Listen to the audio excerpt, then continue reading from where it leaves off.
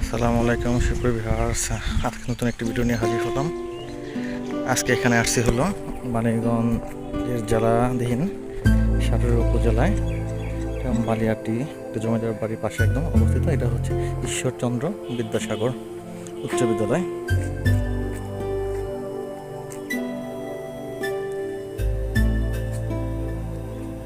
আমি একটু দেখানোর চেষ্টা করি।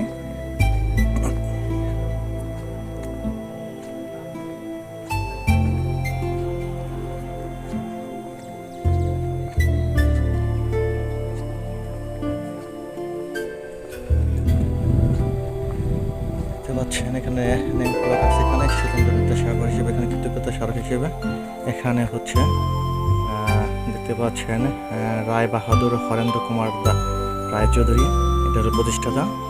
তারপরে একটি ঈশ্বরচন্দ্র বিদ্যাসাগর চন্দ্র উচ্চ বিদ্যালয়ের প্রতিষ্ঠাতা আর কি। ওখান থেকে আবার একটু জুম করে দেখানোর চেষ্টা করি। এ হচ্ছে মূলত এর প্রতিষ্ঠাতা রায় বাহাদুর হরেন্দ্র কুমার রায় চৌধুরী।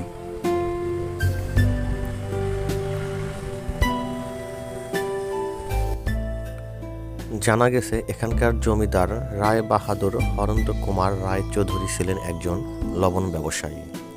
একদিন তিনি এই ব্যবসায়ের জন্য কলকাতা যাওয়ার জন্য প্রস্তুতি নিচ্ছিলেন। এমন সময় জমিদার পুত্র উপেন্দ্র কুমার রায় চৌধুরী তার পিতার নিকট এখানে একটি বিদ্যালয় স্থাপনের জন্য অনুরোধ করেন। কিন্তু জমিদার রায় বাহাদুর হরেন্দ্র কুমার রায় চৌধুরী তার পুত্রের এই আবদারটি অবজ্ঞা ও কটূক্তির সুরে প্রত্যাখ্যান করেন।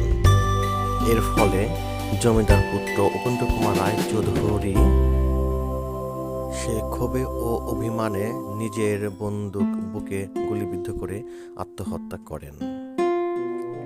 পুত্রের আত্মহননে জমিদার রায় বাহাদুর হরেন্দ্র কুমার রায় চৌধুরী তখন কলকাতা যাওয়া স্থগিত করেন।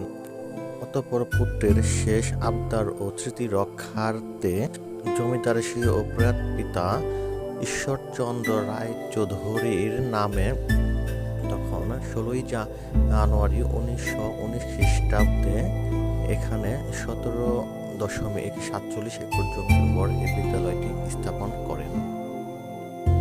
অতঃপর কলকাতা বিশ্ববিদ্যালয় এই বিদ্যালয়টিকে 7 জানুয়ারি 1922 খ্রিস্টাব্দে স্বীকৃতি প্রদান করেন। এরপর থেকে আজ অবধি এই বিদ্যালয়টিতে অতি সুনামের সহিত বিদ্যাপাঠ হয়ে আসছে। কাজের ফাঁকে একটু সময় নিয়ে আপনারা